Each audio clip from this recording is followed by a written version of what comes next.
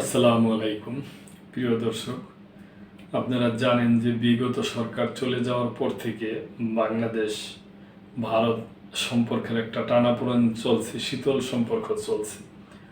তো এই সম্পর্কের জেরেই বিভিন্ন ধরনেরই হচ্ছে যে কলকাতায় যে বাংলাদেশি আছে, কলকাতা ইন্ডিয়ার যে কোনো জায়গায়, এমনকি বাংলাদেশি না হইলেও বাংলা ভাষাভাষীর লোকজনদের বাংলাদেশি বলে বিভিন্ন সময় নির্যাতন এবং নির্যাতনের শিকার হয় এবং হয়রানি হয়। এরকম এই বাংলাদেশি ছাত্ররা, স্টুডেন্ট যারা, ওনারা কালকে এরকম একটা নির্যাতনের মধ্যে, এরকম একটা ইসের মধ্যে পড়ছে আর কি। ওনারা একটা দোকানে কিছু কেনাকাটা করতে গেছিল, বাংলায় কথা বলছে, দোকানিরা হিন্দিতে কথা বলছে। ওনারা বাংলায় কথা বলতে রাজি না এবং বিভিন্ন বিষয় নিয়ে এই ছাত্রদের উপর, বাংলাদেশের ছাত্রদের উপর হামলা করছে। অবশ্য ওই ভারতের পুলিশ দুজনকে গ্রেপ্তারও করছে। এই ব্যাপার নিয়ে সংবাদ, প্রিয় দর্শক।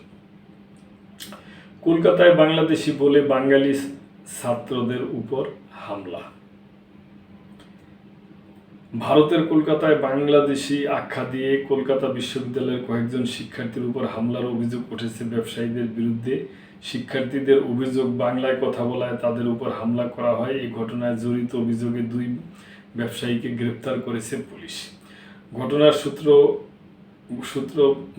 ঘটনার সূত্রপাত মধ্য কলকাতার শিয়ালদা অঞ্চলে স্টেশনের পার্শ্ববর্তী প্রধান সেতুর কাছে গতকাল বুধবার রাতে কলকাতা বিশ্ববিদ্যালয়ের এক ছাত্র বন্ধুদের নিয়ে মুঠোফোনের সরঞ্জাম কিনতে সেখানকার একটি দোকানে যান। দোকানগুলো অবাঙালিদের। এ সময় দাম নিয়ে তাদের মধ্যে ঝগড়া শুরু হয়। বিক্রেতারা ছাত্রদের বাংলাদেশি ও বাঙালি বলে অপমান করেন। এক পর্যায়ে ধারালো অস্ত্র নিয়ে তাদের উপর হামলা করা হয়। আহত ব্যক্তিদের কলকাতা মেডিকেল কলেজে ভর্তি করা হয়। ছাত্রদের অভিযোগ, তারা বাংলায় কথা বলেছিলেন বলে তাদের উপর হামলা করা হয়। দোকানিরা কথা বলেছিলেন হিন্দিতে, তারা বাংলায় কথা বলতে অস্বীকার করেন। প্রিয় দর্শক, এখানে একটু ভুল শুধরানোর জন্য বলতেছি। আমি বলছিলাম যে বাংলাদেশি ছাত্র, কিন্তু বাংলাদেশি ছাত্র না, বাঙালি আর কি।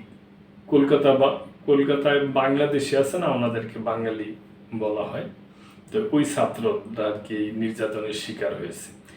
এ খবর পেয়ে গতকাল মধ্যরাতে বাংলা জাতীয়তাবাদী সংগঠন বাংলা পক্ষের সাধারণ সম্পাদক বর্গ চট্টোপাধ্যায় ঘটনাস্থলে যান। সামাজিক যোগাযোগ মাধ্যমে একটি পোস্ট দিলে সেটি ছড়িয়ে পড়ে।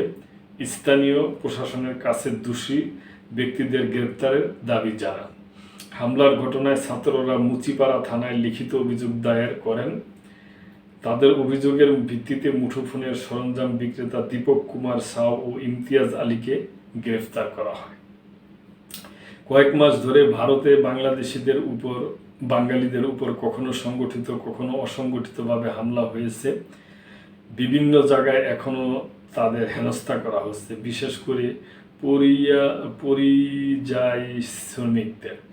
বিষয়টি উদ্বেগজনক বলে স্থানীয় সরকারের প্রশাসনও মনে করছে। তবে এখন পর্যন্ত কলকাতায় বাঙালিদের উপর হামলার তেমন খবর পাওয়া যায়নি।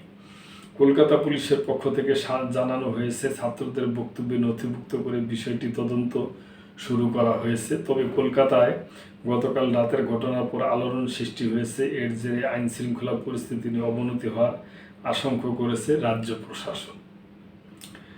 প্রিয় দর্শক, আমরা মনে করি যে এগুলা খুবই ন্যাক্কারজনক, এগুলা করা ঠিক না। যে বাংলাদেশি বললা ওই দেশের এই ভারতের এই বাঙালিদের উপর হামলা, এটা আমি মনে করি কেন্দ্রীয় সরকার যে আছে, মোদী সরকারে ওনাদের এই ব্যাপারে কঠোর পদক্ষেপ নেওয়া উচিত। তো প্রিয় দর্শক, আপনাদের যদি কোনো কিছু বলার থাকে অবশ্যই কমেন্ট করবেন, লাইক শেয়ার কমেন্ট করবেন, সাবস্ক্রাইব করে আমাদের এই চ্যানেলের পাশেই থাকবেন। আল্লাহ হাফেজ।